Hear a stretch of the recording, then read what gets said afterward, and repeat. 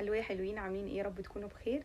فيديو النهارده بيتكلم عن الجزء الثاني لشريك الحياة. كنا اتكلمنا عن شريك الحياة في فيديو قبل كده.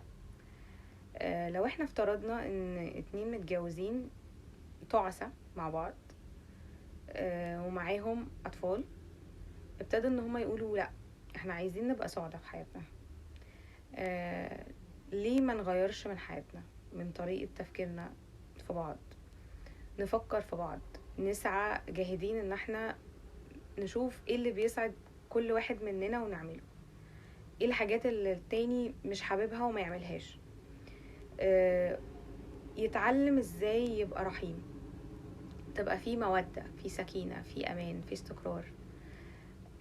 فبالتالي حياتهم هتبقى بشكل احسن، هيبقوا سعداء.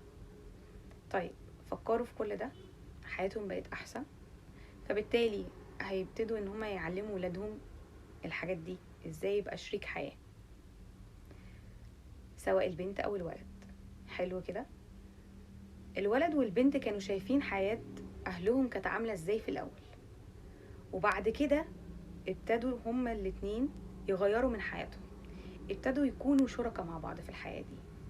مش كل واحد قال مثلا انا هنط من المركب ويسيبها تغرق، بالعكس، هما الاتنين قالوا ان احنا شركاء، لازم حياتنا تبقى احسن، لو مش بس عشاننا، عشان ولادنا، وعشان احنا قدوة ليهم، وعشان لما نعلمهم حاجة لازم يشوفوها عملي. لازم احنا نكون قدوة ليهم في الصح. فلو احنا ابتدينا بنفسنا وان احنا نصلح حياتنا، وشايف النتيجة ان احنا بقينا سعداء، هو كمان هينفذ ده في حياته لما يجي يتجوز. فبالتالي هو طلع طفل، او طلع راجل بمعنى اصح، كبر ناضج، او بنوتة، ست البنات، طلعهم ناضجين، شركاء للحياة، ناجحين بجد.